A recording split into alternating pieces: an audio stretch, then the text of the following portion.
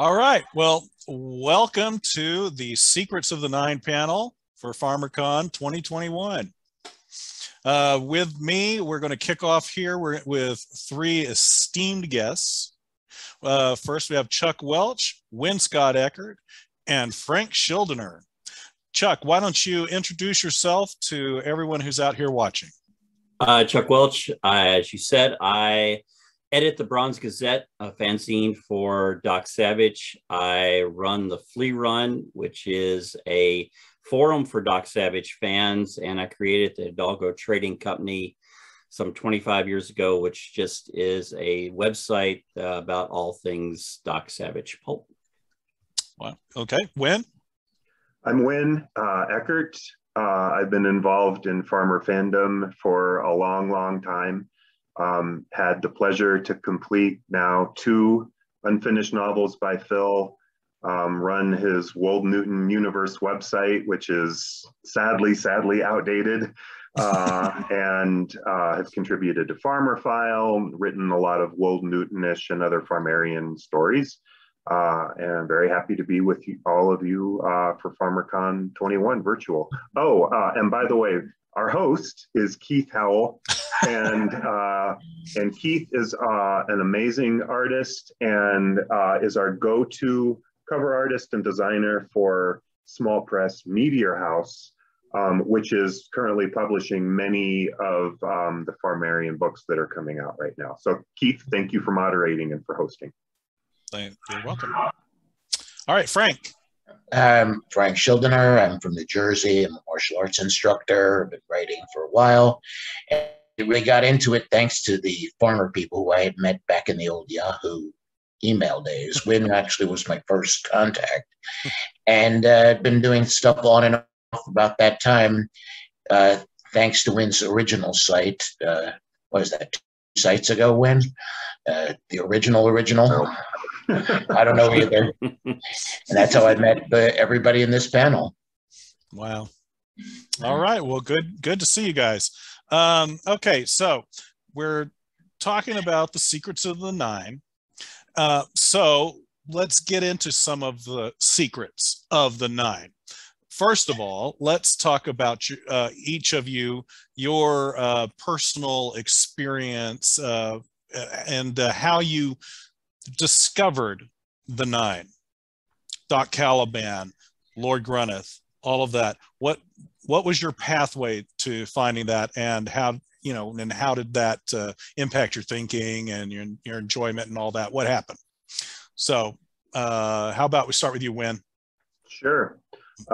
So I got into Farmer in the mid-70s with his Doc Savage Apocalyptic Life mock biography of Doc, and really got into the great information that he had about Doc Savage in the main part of the book, but also the addenda that he had put in, where he was connecting Doc Savage to all of these other amazing heroes from literature, from pulp literature and literature. And so that was my entree into everything, right? I mean, everything that I've been doing in terms of my writing and my life and my fandom. And so, it was later than that. And that was probably good because I was only 9 or maybe 8. I was 8 in 1975 when I got that biography. It was good that I didn't get a Feast Unknown when I was 8. That could be a little tricky. You'd turn out like me, Win, if you'd done that. Yeah, it could have been a little jarring. Well, Chuck, I think you turned out pretty well, but I don't know you that well. Yeah, you don't want to know that. The 80s. Yeah, but Chuck's only 15. Don't you see that? See what it did to him? Yeah, it will age you prematurely. Right. I'm only 34 now. Sometime I have Mike Croteau, who's the webmaster of the official PJ Farmer site, tell you his story about reading A Feast Unknown. Unfortunately, he's not here. So it was probably like the mid to late 80s before I got those books, before I got A Feast Unknown. So, that was, at least I could, read that book and not have my mind completely corrupted by it. And, for a long time, I was sort of unsure, like how to interpret this book, like how could I figure out, like, what was Phil trying to do with this book? And for those, who are attending our panel and may not know about the book, I'm not going to talk a lot about it, but it's basically very graphic violence and very graphic sexual situations and descriptions in this book. So it's a hyper-violent, hypersexual Tarzan / Doc Savage pastiche. It's clearly a pastiche. Yes. And so for a long time, I just wasn't really sure how to interpret. I enjoyed it. I was glad it existed. But I wasn't quite sure what to do with it, like in my whole sort of taxonomy of Farmer's works versus Doc Savage versus Tarzan, like the real Doc Savage and the real Tarzan that he was writing about in his mock biographies. The two follow-up books, Lord of the Trees, which is a Lord Grunneth only book, and The Mad Goblin, which is a Doc Caliban only book, those were a little bit easier for me to interpret as a younger person, just because they were more straight pulp action. They were still certainly in that universe that was established in A Feast Unknown, but and they were certainly violent. They were still violent, but maybe not as descriptively, viscerally violent as A Feast Unknown. But a cool trilogy nonetheless, but kind of unsure what to do with it. My friend Christopher Paul Carey, who's a deeply intelligent and deeply sort of mythologically archaeological expert on Farmer, has always maintained that, from a Farmerian viewpoint, that Phil was definitely writing, when he wrote about Caliban and then when he wrote Apocalyptic Life, he was really writing about the one real person who was the real Doc Savage, or the inspiration for Doc Savage, right? So there was still like this real Doc Savage out there that really existed. And then when he wrote the Doc Caliban, that was sort of a fictionalized, hyper, exaggerated version. And then when he wrote Apocalyptic Life, that was still a different, exaggerated, different version. It actually wasn't the 100% real definition or life of the real Doc Savage. And so that's what he calls the monomyth, the Farmerian monomyth. And he said the same thing about Tarzan and Grunneth too, that Lord Grunneth was a real aspect, the Tarzan and Tarzan Alive was a real aspect. And he does make a point, Phil does make a point that he's telling you that he knows Lord Greystoke, but he knows he's not telling you his real name, right? So he's still not telling you everything in that biography, even though that biography purports to be the real story. Right. And so that's what Chris's interpretation is from the monomyth. And I think it's an extremely correct and good and valid interpretation. And he could do a much better job of explaining it than I can if you were here. So I apologize, Chris, you're watching this, and I'm not, and I'm not doing it justice. And so, I've always had that thought of the monomyth in my head, but I've also had in my head that we have this other fragment that Phil released in 1983 of The Monster on Hold, at the fourth book, Doc Caliban book. And I don't think this is not a spoiler because it's been out since 1983. Anyone who's kind of delved into the Farmerian stuff knows this, and is that in this book, then he starts to really set up, oh, well, there's a Doc Caliban in a universe, but he's seeing visions of another version of himself in a parallel universe. And he does use those words, parallel universe, other, right? So, I mean, I don't think that I'm going, out of bounds by saying, by following interpretation, it's now he's looking with the multiverse. Go ahead, Keith. But even beyond that, he's looking at a version of parallel universes in which some aspect is allowing you to actually see through the eyes of your parallel, of That's your right. doppelganger. And That's doppelganger right. is a running theme in Phil's work. Absolutely. Right? Yep. Yeah. Yep, for sure. Twins. like dual twins, absolutely a running theme in his work. It's a great point.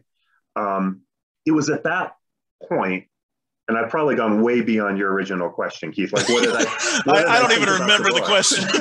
There was a question?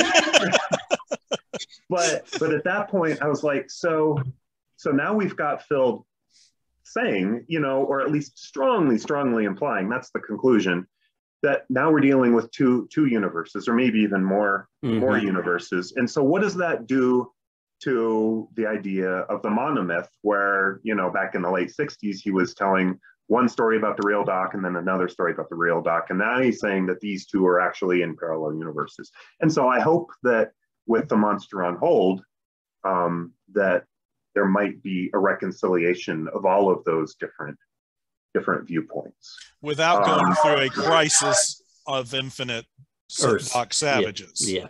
Correct. Right.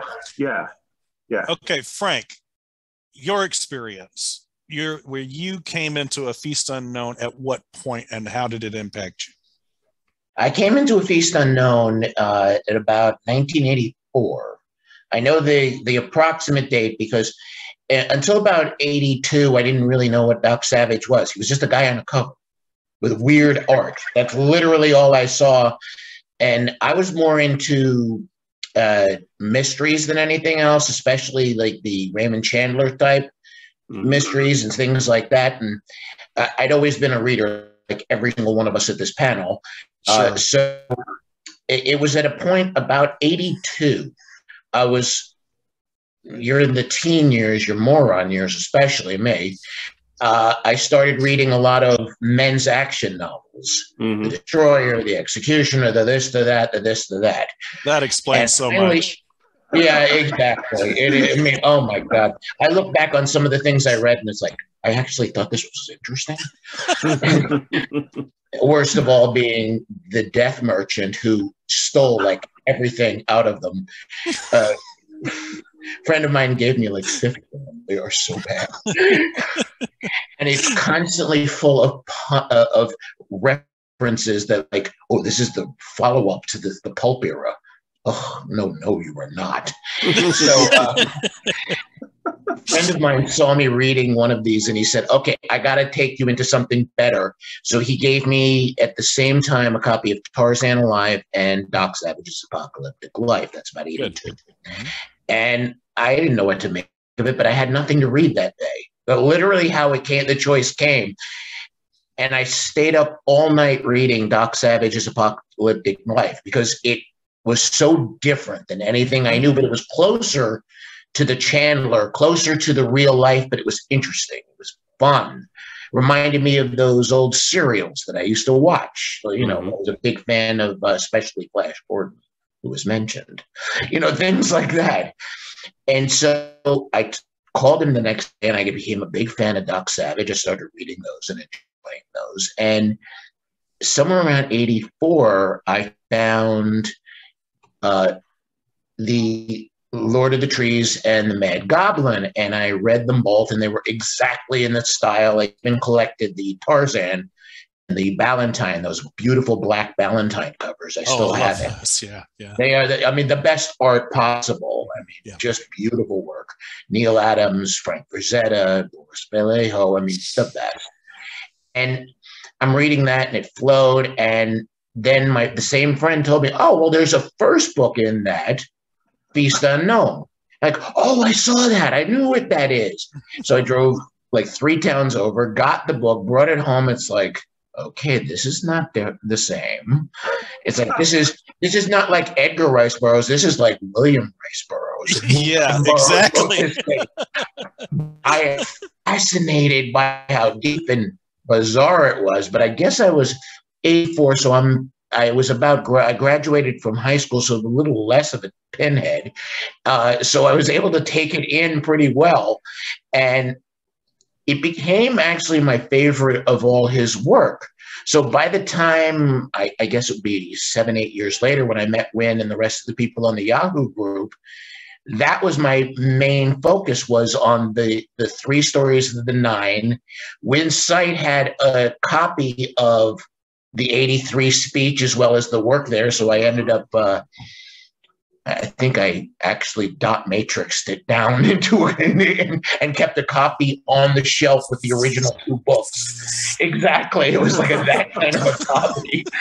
And I had those. My site has been around for that long. That long, man. You are that old, and well, I'm that old too. And I kept those together, and then as time went on, I ended up getting into the other farmer, but this was the most important one to me because actually I came into it the right way, because I was reading those terrible 60s, 70s men's action books. I'd read a lot of William Burroughs and stuff like that. So it kind of, by the time it hit me, it was like, this is different, but this is interesting. And then reading it from the beginning, the first book, Feast Unknown, in the other order, it's like, I don't know what the heck he was thinking, but God, he went deeply down the rabbit hole. Not so much in these two. And then I read the brief part with all the Lovecraftian stuff and the implications. It's like, man, this mind is way beyond mine, is all I kept saying to myself. So that's my little story. And we're down to Chuck, I guess. Well, yeah, and that is part of the what's interesting to me, but I'll get to you, Chuck, here in just a second, with A Feast Unknown first, and then Lord of the Trees and what was it? Mad Goblin. Mad Goblin. It's like Lord of the Trees and Mad Goblin come off like, okay, I'm gonna grab the formula from a basic Tarzan book. I'm gonna grab the formula from a Doc Savage book. I'm just gonna write a straightforward one. It's gonna have my spin on it, but it's gonna be straightforward. But A Feast Unknown, he's taking those characters and he's putting them into a full-on Farmerian nightmare world, right? And he's establishing something completely different. In other words, he's taking this stuff from this formulaic style of writing and he puts it into a world that's much more literary, has much more thought put into archetypes and mythology and all of that the guys writing those, churning those things out on a monthly basis were never thinking about. They were just, let's get to the next month and get a paycheck, right? So he was able to bring them that whole concept up to a new level of literary status, I guess, and all within the context of soft porn, right? I mean, it was like, we want you to do something explicit. Oh, okay. Well, how about I do Doc Savage and Tarzan? Right. Which at that time was much less of a thing than nowadays. Nowadays, you could probably throw a rock in a room online and find somebody who's done some sort of Tarzan porn or something at some point. So that was unusual at the time. So, but yeah, I think he elevated the whole genre basically when he was doing A Feast Unknown. But okay, and he was willing to put his name on it too. And he was willing and not put a pseudonym on it. Right, exactly. Because a lot of his peers at that time were doing the same thing. They were afraid to put their name on it. Exactly. Yeah, exactly. Now, Chuck, you're coming from this maybe from a little bit of a different perspective as a Doc Savage guy, like hardcore. I mean, my background was I got introduced to Doc by the movie. I was 10 years old. I'm so sorry. No. I loved it. I was 10 years old. That was our movie that summer. I know in the rest of the world it bombed, but I was part of a very select group of kids who were stuck on the island of Puerto Rico on Ramey Air Force Base. Okay. That summer, that movie was the bomb. We loved it. We repeatedly went and saw it. Okay. It was our summer blockbuster there. If it was nowhere else, there's a little group of 10-year-old boys who loved it. and that's where it started. And then I went to the books from that. That's where I went. And then, oh my God, I saw it then in camp. You just brought back a memory. Look, I don't have a good memory anymore. I got hit in the head too many times from being a fighter. Literal. I'm not joking about those words. I got concussion syndrome. I just remembered literally when you said that, I was about 10 or so in camp and they showed that movie and we loved it because what the hell did we know? We were like 9, 10-year-old little kids. Yeah, exactly. And the counselors, all of whom were British, all of whom were university educated and military guys, thought it was the stupidest thing they ever saw in their life. Oh my God, Keith, you just brought back my brain. I can't even tell you. I can still, and that is, okay, Chuck, I'm still going to let you talk, but here, that is one of the absolute benefits of nostalgia. Because even at 54, I turn 55 tomorrow when this is being taped. Happy birthday. When I was 10 and saw that, I can still watch that movie and it brings back the same thoughts and feelings of when I was 10. And so guess what? I am not very critical of it because I still have that feeling. That's amazing. That's lucky. You're very lucky to be able to remember it that way. I saw that film. It opened for a brand new theater in my hometown. That was their first dollar movie to like bring everybody in. So I made sure I brought all my friends who knew I read Doc Savage so they could see this movie. And it was not a pleasant experience for most of them. I got to tell you, they were not as enthralled as about Doc Savage. I kept saying, it's not like this in the books. Yeah. And the other thing I remember so well is at some point when Doc makes his little, talking to Mona and says, you're a brick right behind me. One of them yells, did he call her a prick? And the entire audience laughed for so long. I think they missed the next scene. So yeah. It was not a great experience. Fortunately, that did not color how I loved Doc Savage, which was introduced to me by Phil in his books. I read Farmer before. I'm a little older than you guys. I'm 191 now. So I read Farmer before I actually read any Doc Savage. So he's got the elixir. Yeah, no, it's not working. So yeah, I read Dangerous Visions as far too young a person to have read Dangerous Visions, and loved Riders of the Purple Wage, started finding all the other Farmer I could. And one of the next Farmers I found was actually A Feast Unknown. Did you know it was a Doc Savage pastiche before you picked it up? No, it was Phil Farmer. That's what I was reading. Okay. I think at that point I might have read a Doc Savage book. I was more into Farmer. I was more into science fiction. And I had not read his Apocalyptic Life yet. So I was reading that first. So that was to me, Naked Lunch in a pulp story. Classic. For me. Yeah. And I loved it. My family was very, very open about a lot of things, and, sexuality, violence, that sort of stuff. Anything I wanted to read, my mom said, if I could read the words, I could read them. So, so yeah, did it affect me? I don't think so. I don't think I turned out violent. I watched A Clockwork Orange. I certainly, didn't go around, that way either.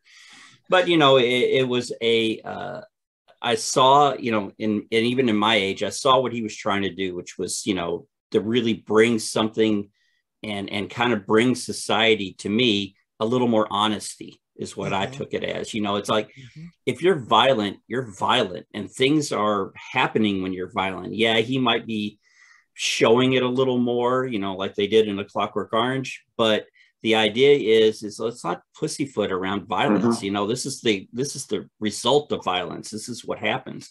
So, then I got into his Apocalyptic Life, and like when I read the parts that were about the book, I've still got my original copy where I was writing my little notes and which book was there, and the ones I hadn't read yet because Bantam hadn't published them, and making sure I was going to read that.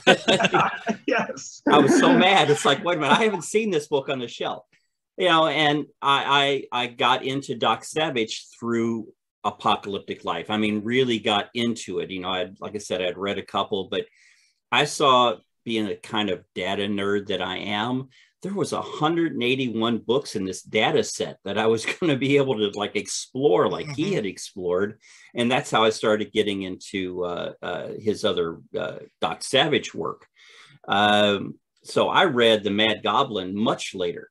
I had somehow skipped it when it came out, and I was really into the Doc Savages at that point.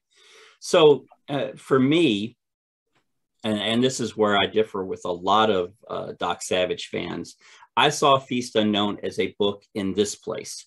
Doc Savage was a book in this place. And I could love them both differently for different reasons. And this one doesn't change this one bit. Right. And it's never going to. You know, it's like you can't say that, you know, if I read A Feast Unknown, therefore it ruins The Man of Bronze for me. It's if you read one book and it ruins another one for you, you're not reading correctly. You're not learning how to keep books in their own separate universe, which ties into much later with this whole, you know, multiverse that we're calling it now. But you know, if you read science fiction in the 60s, you were very familiar with people of living in parallel universes. I mean, you know, the Dick novel, Man in the High Castle. Man in the High Castle. So yeah, thank you for that. Because I'm like you guys. I'm much older, so I'm forgetting things. But yeah, you know, it's a very important thing to be able to explore by saying something is in an alternate universe. That's how you explore this character, but you know, have it in a little different way. And if you really read Doc Savage and you think all those 181 pulps were all in the same universe, you weren't paying attention. Because there's no way the Doc of The Man of Bronze is the Doc of The Black Spot, is the Doc of Up from Earth Center. I mean, the novels changed as the writers changed, especially as the editors changed. So Phil was just continuing that. And, you know, if Doc Savage had lasted through the 70s as a magazine, there would have been new writers bringing new different types of styles of Doc. You know, and that's the way books should be. They don't, you don't write the same book every month for 20 years. Then let me ask you this, being such an active part of the Doc Savage fandom, which I don't really interact with that, so I don't really know it very well. The Up from Earth Center, I've read it. And you're right. I've read, I haven't read all 181, but I've read a lot of the Doc Savage books. And you're right. That's a very different context in that book. A lot of it reads very differently. It's an odd little Doc Savage book in a lot of ways. And so does the generalized Doc Savage fandom out there, do they just sort of kind of try to ignore it? Or how do they function? How do they deal with it? Well, you know, I can't tell you that most fans have read it.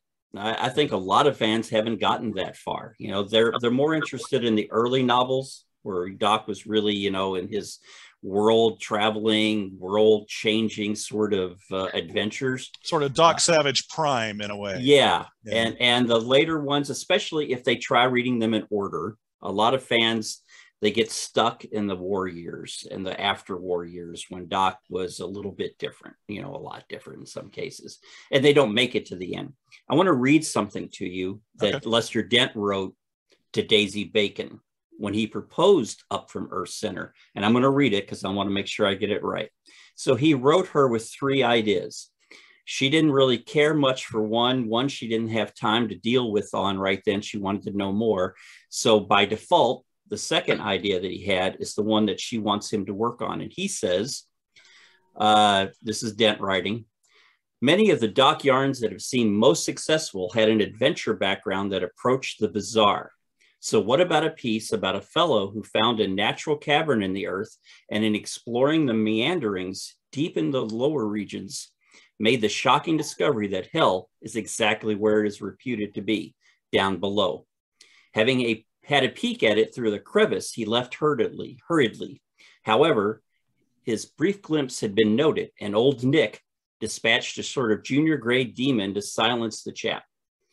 The yarn would concern Doc Savage after he is called into the affair and his difficulties with the demon junior grade.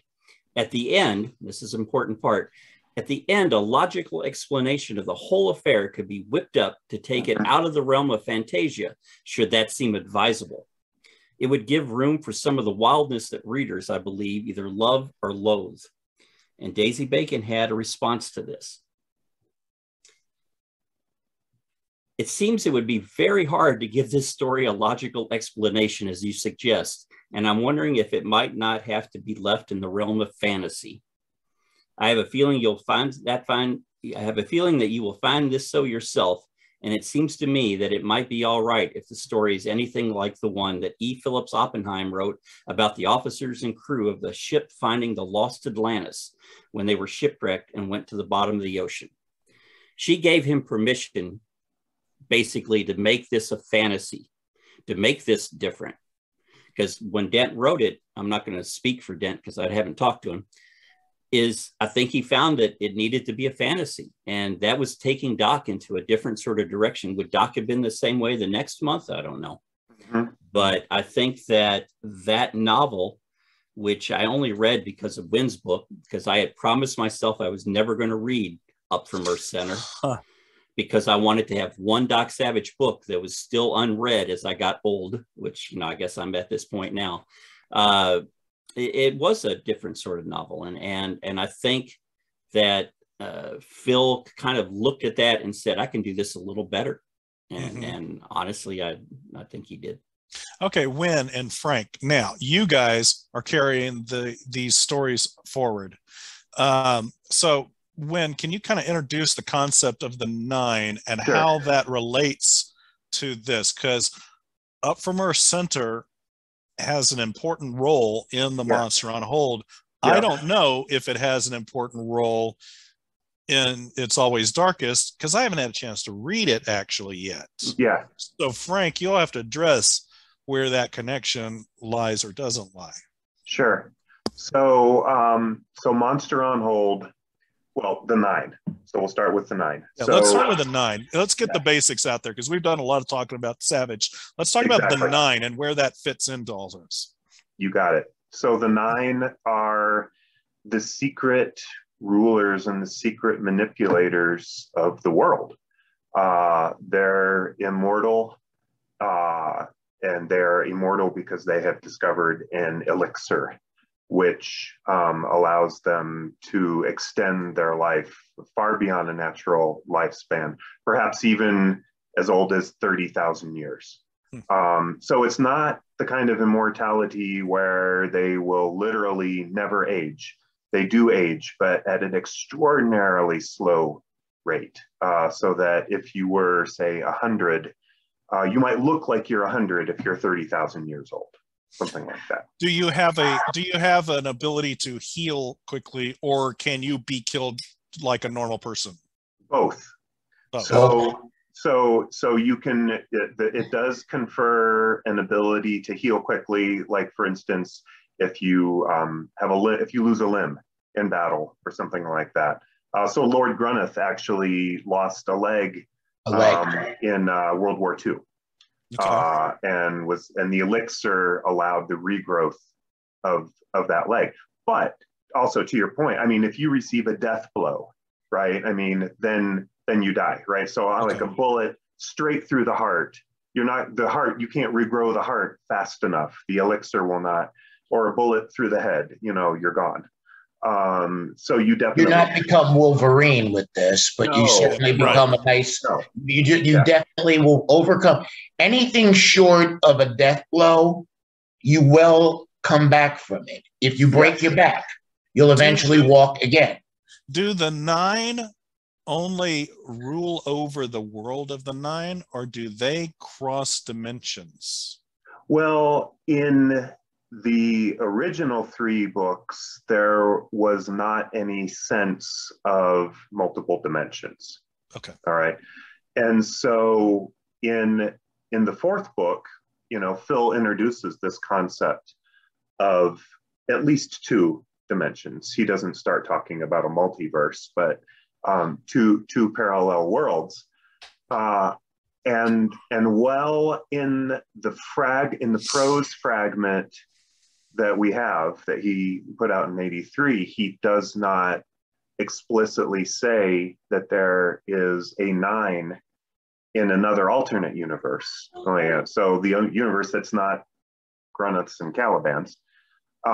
He doesn't explicitly say that, but we do have notes from the 70s, and they're not dated, but I can tell, sort of contextually from when the notes are in a general, from the mid to the late 70s, where he's toying with before he settled on Caliban for the monster fragment that we all know about. He was toying with Doc Bronze, Doc Brass, or even, should I write this as a straight Doc Savage novel? And this would have been even before he would have gotten permission to do so. That's all. But these are just his scratchings and his notes.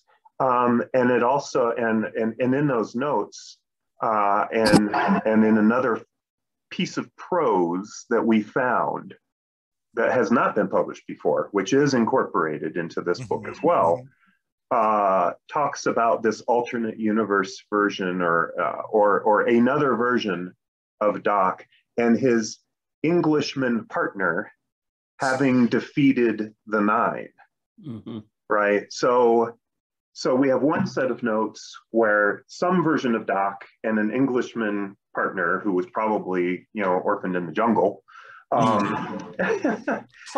have defeated a Nine, right? Have defeated the Nine. But then we have this 1983 fragment where Doc has not yet defeated the Nine, right? So you have these, and this was just Phil like playing with a ton of different ideas, right? Sure. Yeah, he's working them out, right? Working it out, right? He's juggling the ideas. How he would have worked it out in the end, unfortunately, we will never know. So I worked it out the best way that I could figure out to work it out. And so in my interpretation of all the notes and the pieces of prose and stuff, that there was another version of the Nine in this alternate universe. I think an alternate universe. I know you didn't say whether there's more than two, but in my reading of the book, it felt like there was more than two. And in the way I would look at it, there's multiple versions, and we are just reading about 2, 3, maybe 4 different Doc Savages. Doc Savage in our world, Doc Caliban in another world. I won't say any other names, but the idea is that there's, if you look at any character, there's multiple ways to see the character just as we read it. So there's multiple versions of each character that I think are valid. Yes. And we should encourage that. And multiple perceptions. Like if I perceive it differently than you perceive it, or if my version of fandom is, and how I enjoy fandom of Doc Savage is different from how you enjoy it, that's okay, right? We should celebrate that. Yeah, we should. Well, in terms of the Nine, okay, we're looking at like a broader universe concept here, but it's so far been operating within a very narrow lens of just Phil's writing, which is where when you come in, because you're now expanding that. Frank, you're the first one, I think, who's ever taken the Nine and been given an opportunity to visit a different part of that world that Phil never thought about, Phil never conceived about. So tell me a little bit what you're thinking here, how you work with Wynn. I mean, what was the back and forth here on figuring out how your character and who your characters are, how and who are there analogs that we might be familiar with in other universes, so to speak, that you might be dealing with? So the Nine themselves, you have to, for those who don't know them, start with the idea that, like Wynn and Chuck said, they are every conspiracy theory come to life in the beginning of time. The characters themselves are based on mythological concepts. Inanna, the oldest of them, is basically Inanna, Ishtar, all of the original goddesses of love, but really more lust, power, and the like. The father, and this is no spoiler, it's in every book, of Caliban and Grunnith is Odin. You can call him Zaz, you can call him what Wynne has used in the past for him, and what Christopher Paul Carey called him, and really changed my view of the whole thing. And well, it's funny because a lot of the reason I love Farmer is because I was a big fan of Jack London long before I knew who Philip Jose Farmer was. Every character in there has a very valid piece of the world mythology. And he only really covered a few of them. Right. Yeah, he did. He mentioned them. And when we were talking about making this, I did a lot of research and read literally every passage. And when Mike Croteau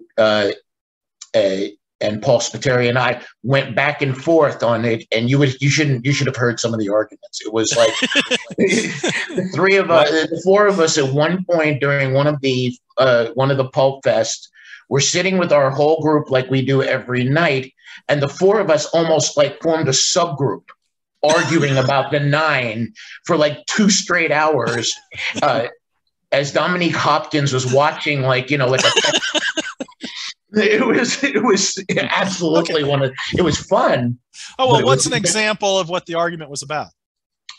One of the arguments was how the Nine would react if members died. Yeah. That was a huge debate. Yep. Mike was playing devil's advocate and asking questions. Paul had his own view of it. And Wynne and I were exactly on the same page, which, there was definitely a blue moon that day, because that never happens.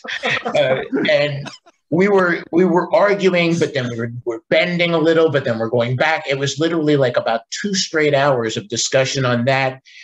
And then the next day, instead of having that, Wynne and I are just talking about it in general, and we actually came up with a whole theory on why you don't read about any other elixirs in that specific world, because immortality elixirs is a running theme in all of fiction. Yeah. Not Pulp Fiction, the Wanderer, etc. It's a running theme in mythology as well. Mm-hmm. And but also, just very quick interjection, but also all throughout Phil's work. And he has all kinds of different elixirs that work in different ways and stuff. So keep going. But yeah. And we were discussing, Wynne and I came up with a theory on why in this world you don't hear about the elixir of Aitai. You don't read about the Taoist immortal way of doing it and this, that, and the other thing. So it developed over the course of time. And now, one of the things we were talking about having me write, because I write a lot of books and all that, about writing something for Meteor House. And if I had to write in any world, it had to be that one to me, because that was the one that was the most important to me. And I thought about it, and first, it was always intended that Wynne was going to write the monster on hold, and I 100% agreed with that. He was suited for it, because when you're writing something based on somebody else's work, you need to be a deep, deep, deep planner. And when you write great outlines and very detailed following, and that's when Scott Eckert. Yes, that is. It's Wynne and Chris Paul Carey. The two of them. The two of them absolutely follow that. Yeah. But not me. I am the opposite. And that's what I love about Frank's work. It feels a little bit like Harlan Ellison in a lot of ways, because it feels like it's you. It's it's like you're just doing it. You're not planning it. You're just doing it, if that makes a difference. No, it's exactly right. It's Jack Kerouac, Stephen King style of writing. We have the characters, we have the problem, and the rest and maybe the destination. And maybe, but the destination but is not never always. It never gets there. So I may think it's going to end this way, but then the problem with that is, well, let me give you an example. If I was to write, say, a Tarzan novel, which will never happen, I have to be able to say whose character is going to appear, but that doesn't how it is. Characters in my book is like, okay, who are you? Why are you in my book? I don't know I just know your name now. What did you just do? I mean, that's what happens. I don't know what's coming out. That's right. It's like your eyes are suddenly coming through the eyes of someone else. Right. Right. That's exactly very familiar to readers of The Monster on Hold. Which is the opposite of how The Monster on Hold should be. It's been written. It's like it should be written by somebody who actually plans it and does it the way Phil wants it. Yeah. So I thought about it a little while, and I said, okay, you know what? These guys know me for years, and if they reject it, we're still going to be friends. No big deal. I propose to take a side story. Now, in the world of the Nine, you're either of three spots. You're either the Nine, literally 9. You're a candidate, which means you are one of the legendary heroes throughout time and villains, and you're kept immortal the way Grunneth, the way Caliban is, and the way other characters that appear in the story are. Or you're everybody else. You're the mundanes, you're the mudbloods, whatever you want to call it, in one spot. That's everybody else in the world. You're just manipulated by the above 2 parts of the pyramid. And so I said, okay, we have a whole world of 9. They're based on characters of history, of literature, of all that. Well, I better stick to something I know. So I proposed a Dark Avenger character. Okay. And I didn't mean it to be specifically to one. In fact, that's how I sold it to these 3. We pulled apart from the group when we sat down, and this is how I proposed it. I did a verbal proposal, then followed with a written one. That he is not he's not the Shadow, he's not the Spider, he's not Batman, he's not the Green Hornet or the Green Llama or 20,000 others, every one of us that this group could name.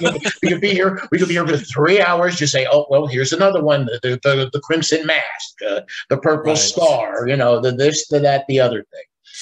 He's all of them, and he's none of them. Right.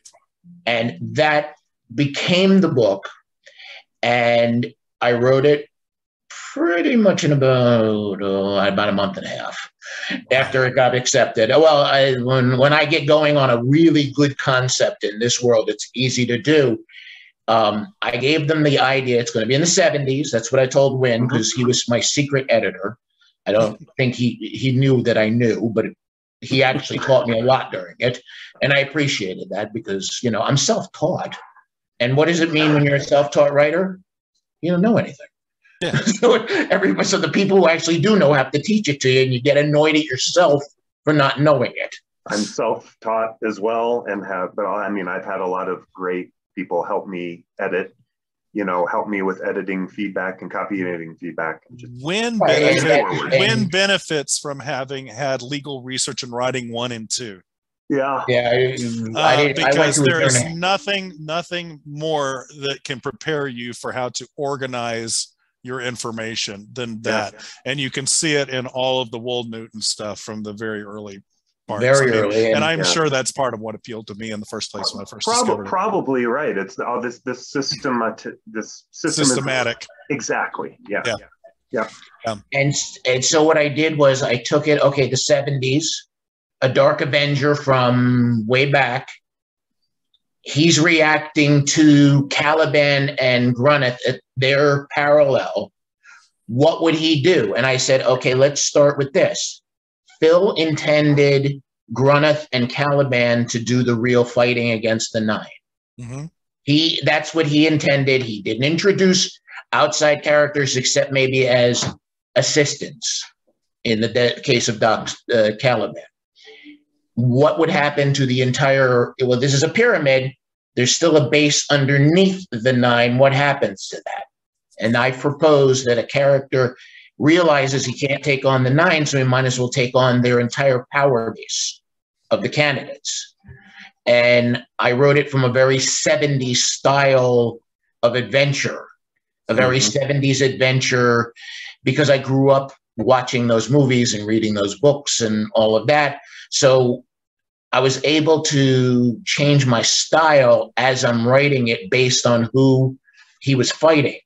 If he was fighting somebody who was more of a a gangster type, I got into a kind of a more blaxploitation type thing with those kind of characters. If I was writing more of a biker type, I could mentally put like a William Smith, the late William Smith, who just passed away, who did all those fantastic biker movies. And if you ever watch well, for those of you who don't know who Big Bill Smith was, he was in Any Which Way You Can with Clint Eastwood. He was the guy who fought him. And he was a black belt in Kung Fu. He had a master's degree in Russian literature. He was an Air Force intelligence officer. He was in The Ghost of Frankenstein as the little kid who kicks the ball up above the onto there that causes the little girl to lose her ball, and Frankenstein's monster to help her get her little ball by taking her up on the roof. That was him. I mean, he was this really Renaissance man. He wrote poetry, and he was a genuine badass. He had like a bench press history and all that, like in record.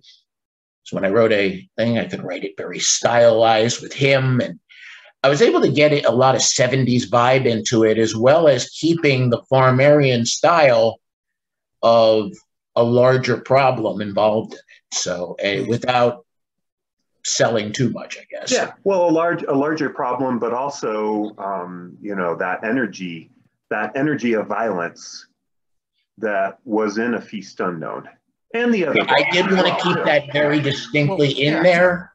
Yeah, I wanted the violence of the 70s action and all of that, and in The Feast Unknown in there. Now there isn't the sex side of it, because, and that was personal, because when I tried writing sex scenes over the year, I just started laughing my head off. So I never actually do them because I can't take them seriously. Maybe I could do it in the Farmerian way, where it's almost overdone, ridiculous, but it doesn't really fit with a dark Avenger story. It wouldn't have fit in that context. And also for the 9 series, you know, I think that A Feast Unknown, personally, you know, if it were to continue, right, more books or whatever, and there's 2 more books, but right now, or that are coming out, you don't need to repeat what he did in that first book. It was groundbreaking. It was shocking intentionally. So it was thought-provoking,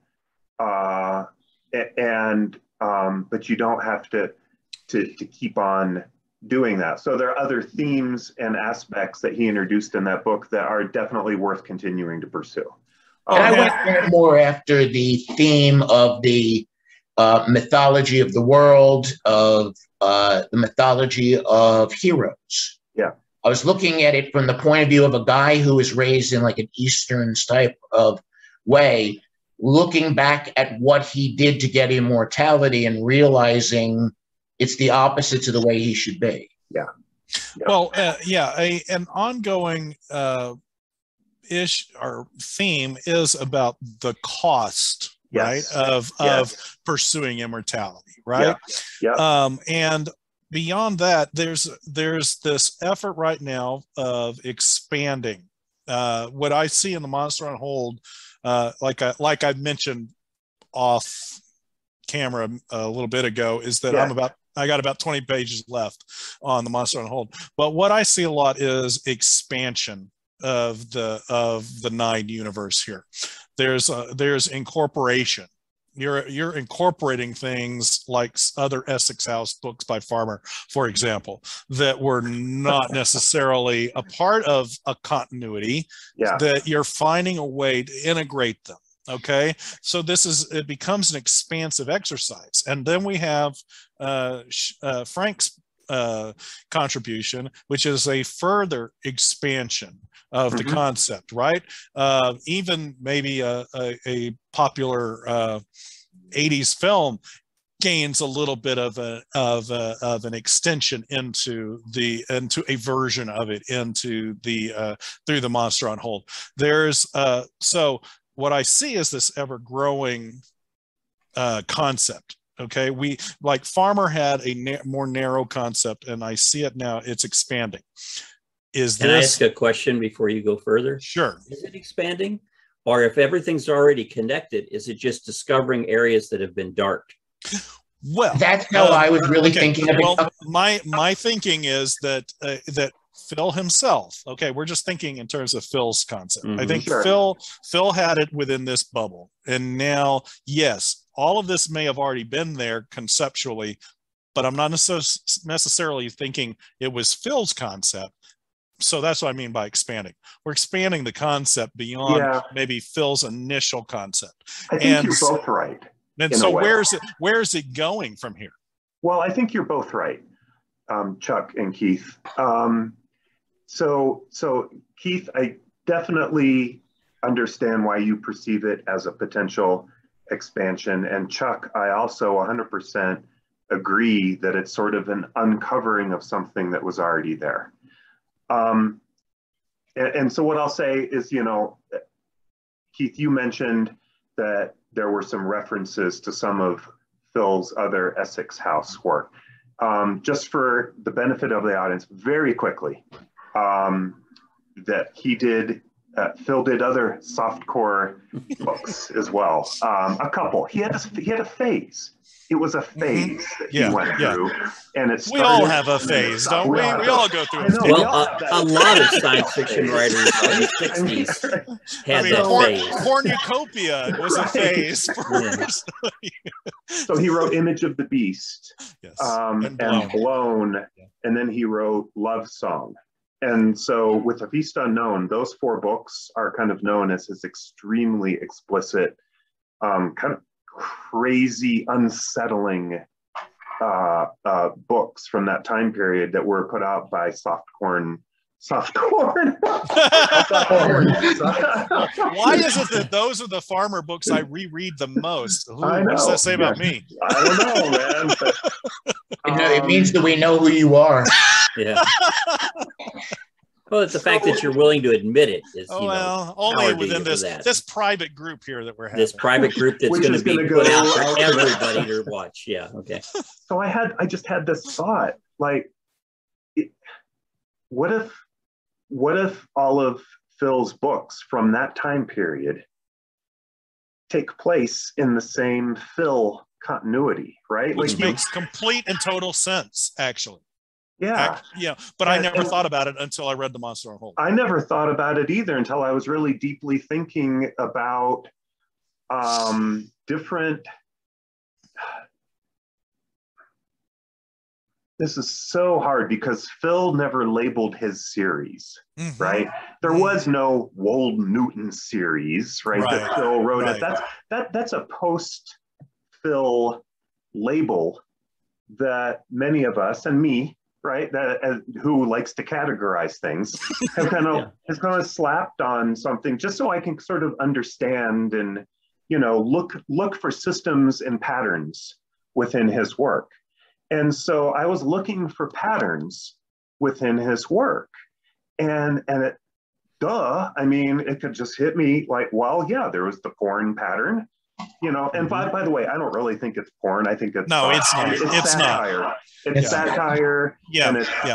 It's explicit, but it's not pornography. Exactly. On any level. Exactly. And if anything, it's the opposite. If anything, it's meant to do explicit, but almost make fun of it by making it almost too explicit. By wild, so over the top. Yes. And then I realized he also had a Los Angeles period. So,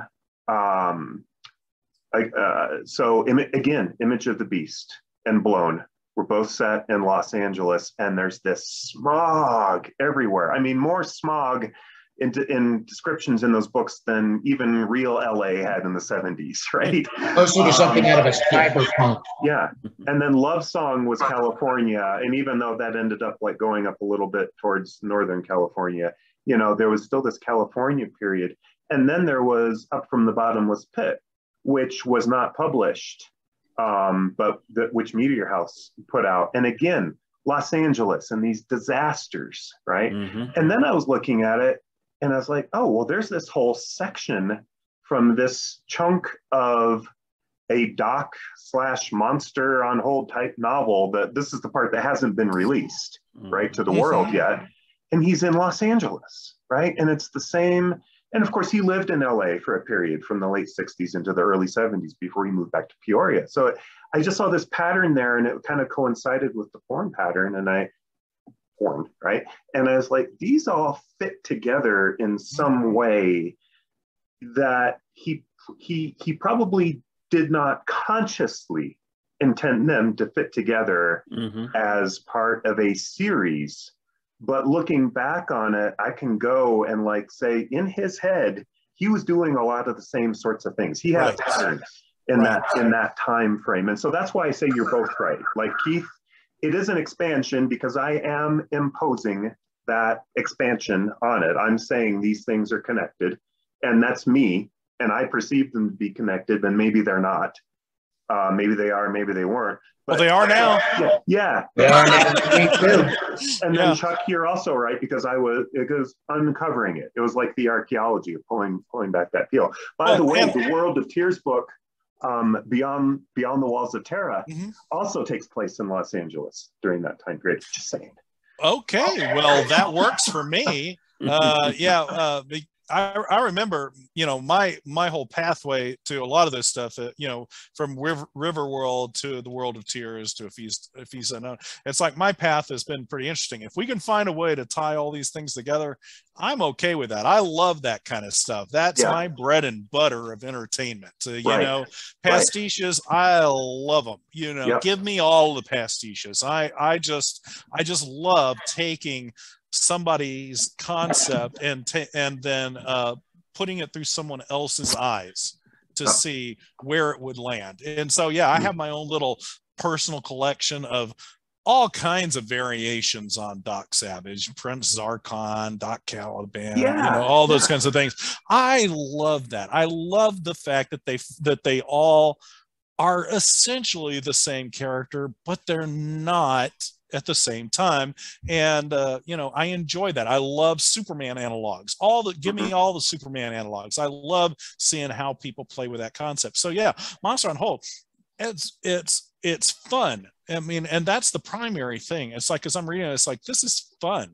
You don't need an advanced degree to read The Monster on Hold, but it helps at least to have read A Feast Unknown and Lord of the Trees and Mad Goblin, because it gives you the background on it. But I don't even think you need that. Yeah, I was going to say, I don't think you need to read the earlier books to enjoy The Monster on Hold. You give the second time you read it, after you've read the earlier books, then you'll pick up some other stuff. But the first time, I mean, I would encourage people not to think they have to start with A Feast Unknown and the Mad Goblin, Doc Savage fans I'm speaking to read The Monster on Hold. You can jump right into it. Even the little bit from Up from Earth's Center, even some of the key points of that, you don't have to read Up from Earth's Center to get and enjoy The Monster on Hold. You just have to have a love of reading and a love of that kind of character. But I want to make a point that even Doc Savage wasn't Doc Savage through all the pulp novels. That he was a different character at different times in the series. So if you've read all 181 Doc Savages, you've read multiple Doc Savages, which at times were pastiches of earlier Doc Savages. So, you should be able to feel very comfortable with reading other pastiches. Another thing I'm gonna say, because as we're probably coming to the wrap up here, first of all, is that as I'm reading The Monster on Hold, one of the things, and this is the benefit of doing a pastiche and expanding on a pastiche like this, is it gives you an opportunity to sort of zero in on something that you really could not do in the main character. And one of them particularly is the moral issue that we're going to have in 2021 with someone like Doc Savage going in and monkeying with people's brains to make them good. Okay. And when you took that as a plot point and showed what happens, what the ramifications of doing that can be, and they're not good. And you get Caliban being self-reflective about that. And I think that's a positive, because it reestablishes within the confines of it that this happened, but the character grows. Yes. And I think that's changes. Yeah, he changes and he grows both. I mean, that's what happened in my book as well, Keith. In my book, he's the Dark Avenger type, the guy who with the pair of 45s, who is killing people, who is using weapons and all of the, using the action adventure that I always like to write as if I can. Mentally I'm blocking out every fight scene as if I'm actually in it. But not really. No, I don't really plan it. It's just, okay, there it goes. There's it. That's how it works, literally. You're just telling us what's already happened. Yeah, basically what I'm seeing, like the movie in my head. Yes, exactly. But I'm also doing the same thing is reflected in this character. He's very philosophical because he has the Eastern background. He has the but he's also been the Dark Avenger of all of modern mythology, and he's reflecting on that in the beginning of the book as he's going through the entire book, and he's changing during this book as the story basically he's going against. When you're in a candidate in the 9, they tend to partner you with a sexual partner during the time you're getting your immortality elixir. And I'm saying it that way because Phil would have kind of hinted that there was homosexuality was just as normal as it would be to the 9. Everybody, first thing, right? The candidate that goes in is naked.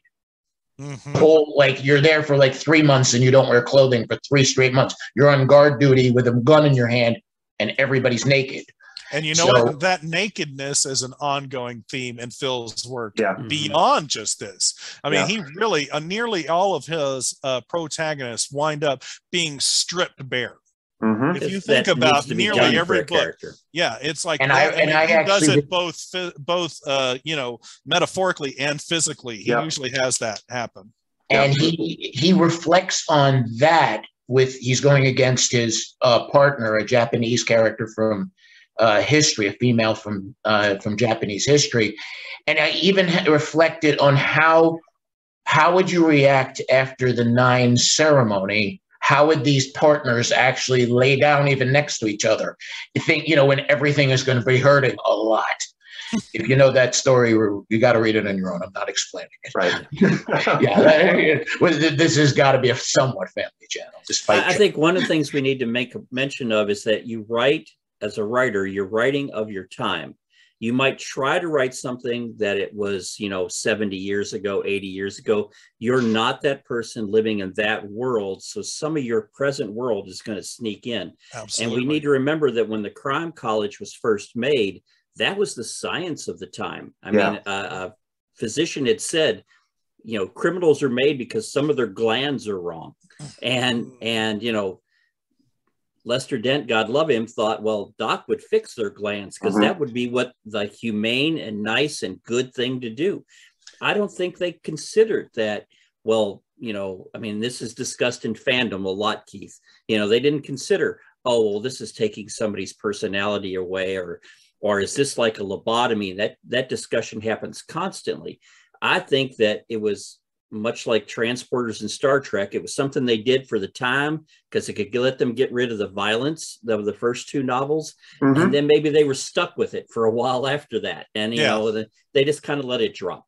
He slowly was phasing it out to the point where it was never mentioned. Like by the time World War II hit, I mean, one of the, Phil actually spent some time in his Apocalyptic Light. He wrote a whole chapter called The Crime Column. He kind of speculated that if he probably realized that it wasn't working because he never sent Nazis there, even though he spent that whole period fighting Nazis.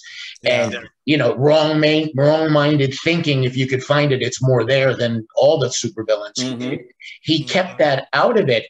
And by addressing it in that manner, in the modern sense that we can, it allows us to both touch on that period as well as not hiding it. Right. Whereas, there are Doc fans, and Chuck and Wynn are even more acquainted with this than Keith and I, who are so puritanical about how it has to be that it's a point where it's almost religious fervor when it goes beyond a certain tiny portion. Whereas my view is when somebody says, "Oh, that's not how it was there," I repeat what an Australian guy once said to me when I was living in England. That sounds like a you problem, not a me problem. Well, okay. 10% of all fans are going to be so hardcore that nothing can be what it was. So I look at that as good for them that they that strongly believe in it. But I personally, after being with Doc Savage fandom for 30 years now, I don't believe the majority of fans have an issue with the very many faces of Doc Savage. Yeah, there's going to be the very vocal 10 that are going to scream every time. Yeah. And believe me, I've had to deal with them. Yeah. But, I do think most of them are going to go, yeah, no matter what you write, even if I don't like it, that doesn't get rid of my pulp that I love. So, Exactly. There is always, the world is huge. There is room for all of us and for all of these different interpretations. And not one interpretation erases any other interpretation. Well, from a philosophical standpoint, when you're threading a very fine needle, trying to maintain what's gone before, and or at least the understandings of what's gone before. And so, even Phil was dealing with or operating within, I think, this concept that, say, Jack the Ripper passes on a gene of like over aggressiveness, criminality, and all of that to his offspring, or some kind of taint. It's in some something way, like that. Yeah. But our modern concept is less about those traits coming through genetics, and more coming through trauma. So do you see, for example, Doc Caliban and Lord Grunneth as the end result of their genetic inevitability, or do you see them more as the result of the traumatic upbringings that they had? Probably. So me personally, probably the latter. Okay. Right. And I guess, and this is going to sound metaphysical, I guess, but it's almost meant to sound metaphysical. I'm not sure that, it's like a genetics or like a gene for violence, but maybe rather whether there's some other kind of unconscious connection to the past that we can't escape from, no matter how hard we try, right? And I'm not saying that, we are responsible for the crimes of our forebears or anything like that.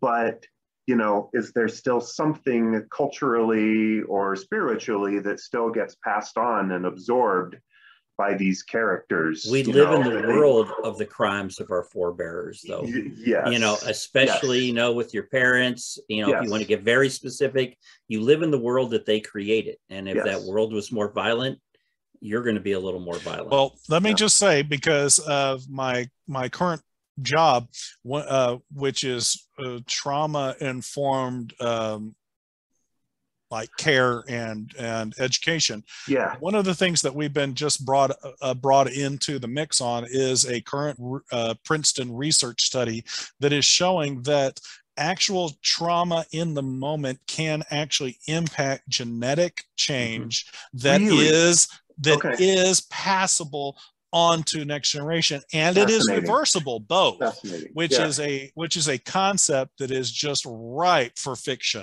to expand upon. In this concept is that, yes, what happens to us can be so traumatic that it causes an external, on the genetic level, an external level of change that can be passed on to the offspring. And if the offspring can get the right level of understanding and treatment, they can reverse that and change their own genetic structure in that way. But otherwise, the cortisone impact upon that can just maintain it, and it reproduces from generation to generation. That's amazing. And so it's not fully published, peer reviewed yet, but it does seem like it is valid right now. And so they're continuing the study to try to reproduce and see all this. So it's a fantastic thing that fits within the context. It totally does. Of what you're dealing with. And that's today's science. And that's what I did. Yeah, talk about mind over matter, right? Yeah, I mean, you know, or matter over mind. That's also a portion of my book, because I wrote the character. Look, I'm a martial artist. I'm a former sparring partner to pro fighters and all of that. There's not a lot of people who can take that kind of impact and fighting and all of that and enjoy it. I'm one of them. The master of my school is another one. I mean, most people don't want to fight the way we did all these years, and he did 50 years of it. I took it, okay, there's a genetic predisposition towards violence. Obviously, I have it to a degree. He has it to a degree. Professional fighters have it, martial artists. There's also a predisposition in some people for antisocial personality disorder, a lack of fear. I get punched in the face. My reaction is to get more dangerous. Most people react the opposite way. But the master of my school is closer to like a race car driver who could drive 3 inches away at 200 miles an hour from the guy next to him. I don't think I have that in me. You know, there's levels of this genetic predisposition, but then, and I followed all of the ethos, I guess, that Phil did. Caliban and Grunneth and my character that I created, Langston DuPont, you can hear the roots from that. The name came from Wynn, actually. My name was different. His was better. And I'm perfectly willing to say that. No, you came up with a better name. It was much better than the one I came up with. And also, he came up with the title because I am the worst title writer on earth. Every time I write a title, the person who, whether it's Wynn or whether it's John Mark L'Officier, I always get no, that's not going to work. It's a nice way of, well, John Mark is less polite about it. Wynn will say, oh, that's not your best idea. Let's go. Why don't how about this? That sounds Mark will say, well, we're not doing that. That's, we're not doing that. No, that's not going to happen. That's terrible. He's willing to say that to me because he's been my writer, my editor and publisher since day one. Yeah. The characters, all three of them, were raised in traumatizing, dangerous, horrible, life-threatening situations. The female character who is the secret mind behind it, Seiko Midori, who is based on a very famous Japanese woman. I'm not going to hide that much. You can get that from it. I'm not saying who she is. You have to figure that out because I refuse to actually state it in the book. She was raised during a period of Japan where everybody was killing everybody. I mean, it was literally the unification of Japan. She was a famous female character who was very beautiful and very manipulative. And she's a very tough character. She appears in a couple of scenes and shows how brutal and vicious somebody can be as somebody who is part of the Nine for, well, I guess 400 years or so. So it all comes out to, we're all working from the same context of the ethos, the genetic predisposition. I mean, think of Doc Savage, just pure Doc Savage. The characteristics, not going by his coloring, that's not unimportant. That's another story. That's a whole other story, and I can hear 10 versions of it. He's 6'7". Yeah. Later on, not early on. Not early on. Early on, he was much shorter. He has a strength beyond most people, but always within human limits. But let's go to his mind. Everybody at this group here is pretty intelligent, even with my brain damage. We're all pretty intelligent. Not one of us is a neurosurgeon, a lawyer, a musician, a physicist, a geologist, an archaeologist. I mean, we could sit here with the engineer, the ologists on every context and do it in a believable way, the way Dent wrote it. and then, you know, follow that along. The mind that can do that is a rarity. It's a rarity. It's a genetic rarity, but it also can be a fluke, which is where some people get mad about the whole Walt Newton. No, it's a fluke. Anything can happen. Right, the belief that Nanovic had at the beginning was, we wanted to make a character that is the ultimate thing that a human can make him or herself. In their case, himself, because 1933, they weren't going to make a woman the lead of the novel. But the idea was that nothing that this character could do was outside the bounds of what a human body and mind could do. Now, they went to the very extreme and picked a character who could do all of them. And I think they felt that that might be going too far. And that's why you see Doc later on not be quite as superhuman as he was at the beginning. And even people in fandom hate it when you say superhuman. But Doc Savage was what they thought in 1932, 33 was the ultimate human possible. And yeah, no one person could be that. That's why it's a fantasy. That's why it's a pulp fiction. It wasn't reality. They weren't writing a documentary. They were writing, you know, what we all could aspire to be, especially, you know, 12 to 15-year-old boys. You know, they wanted you to aspire, not reach, but aspire to what Doc was. And they did that before that with Nick Carter, right? From the dime novels. He was raised to be a superhuman. He wasn't as superhuman as Doc Savage, Doc Caliban, Doc whatever you want to name him, but he was raised to be 5'6", but could lift a cow, punch out the best boxer. But he had a villain from the 1800s named Dr. Quartz, who had those, but he was also an evil doctor. So we have a mixture there. So honestly, since I got into the Nick Carter, I started thinking of Caliban really as Dr. Quartz, Doc Savage, and Nick Carter in one human being, because that's kind of how we came out. Okay. I think that we have got so much more. We could do a whole nother hour, guys, but we got to find a way to wrap this up. So let's go ahead and get final thoughts on this. Let's go from Frank to Chuck to Win, and let Win be our final voice. All right, Frank, what do you got to say? Well, I have the book that is over Keith's left shoulder on his screen there. He did the cover for it. They actually at Pulp Fest showed it to me on the screen. I didn't know it was there, so it was shown on to everybody before me.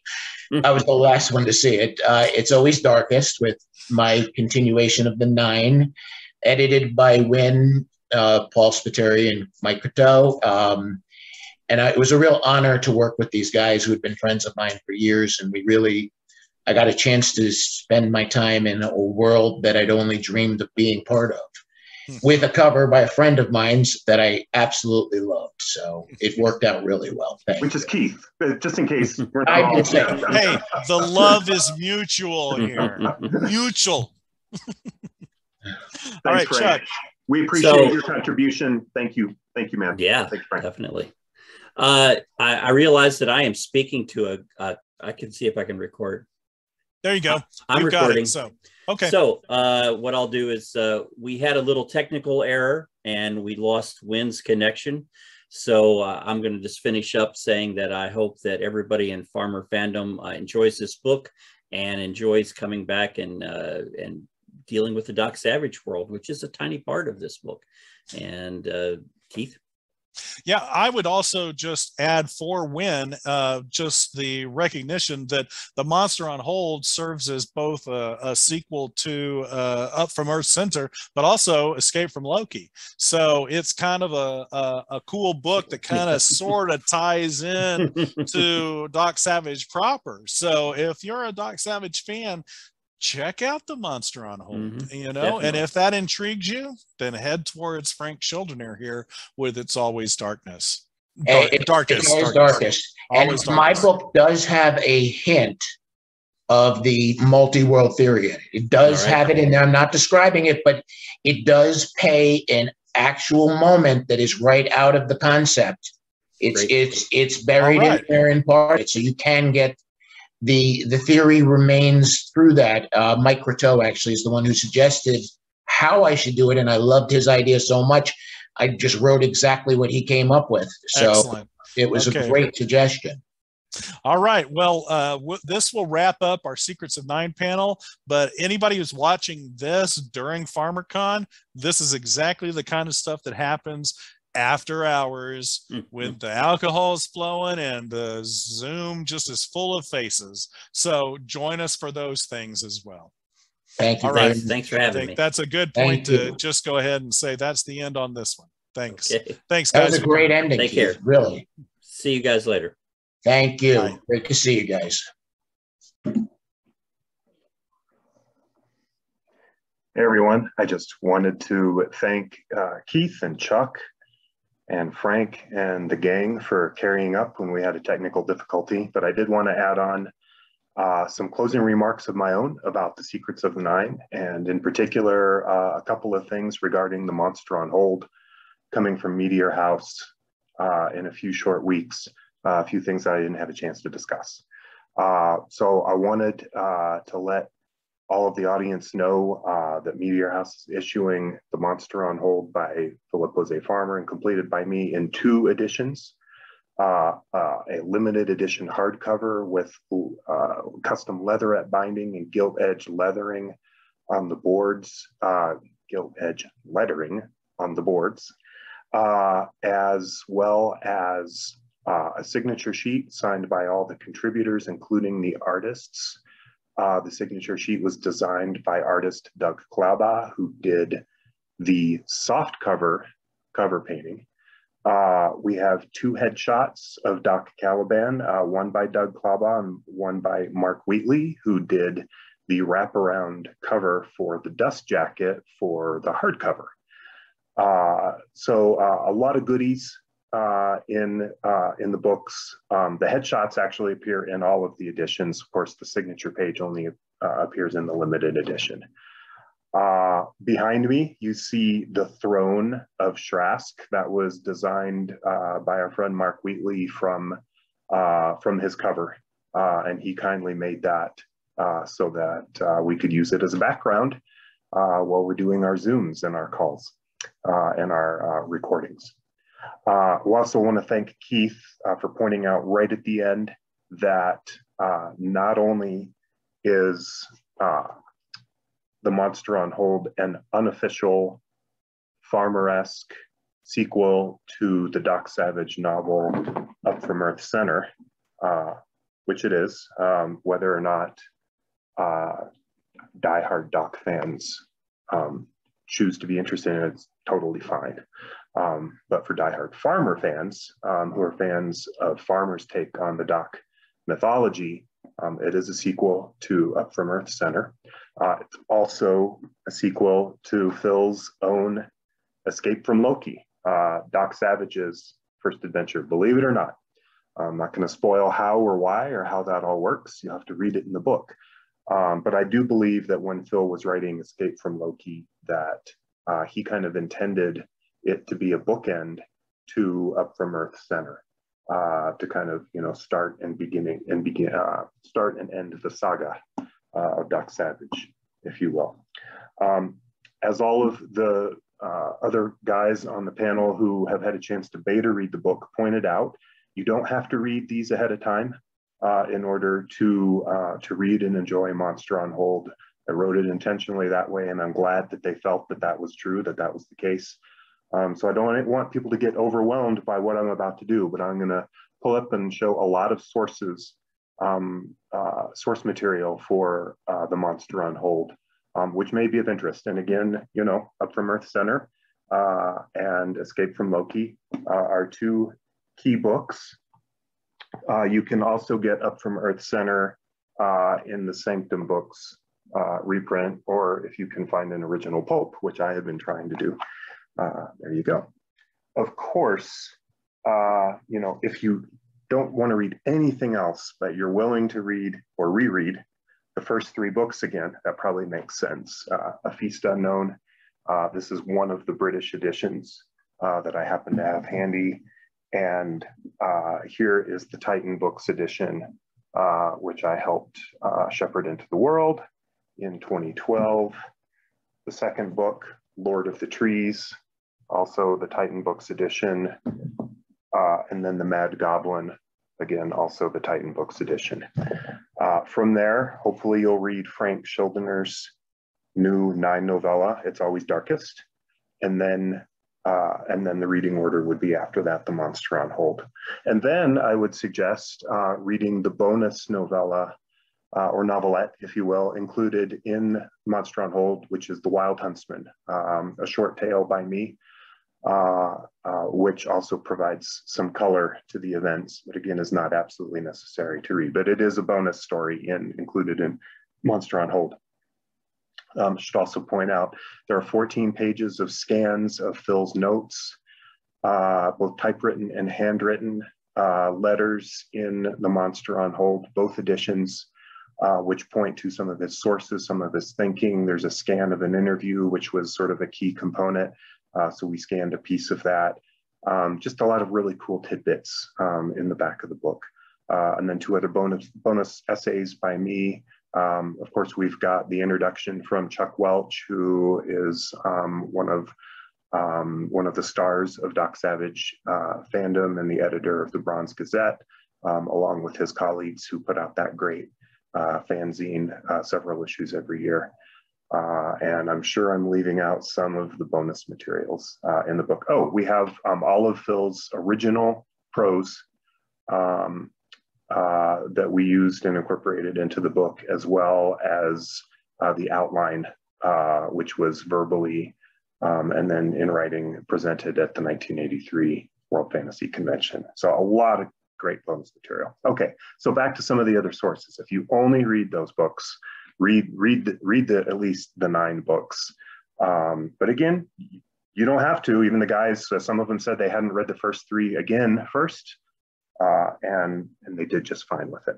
All right, of course, you know, if you are a Doc fan, but you're also a Farmer fan, and you want to go back and read The Man of Bronze again, you know, I highly recommend that. Great introductory book.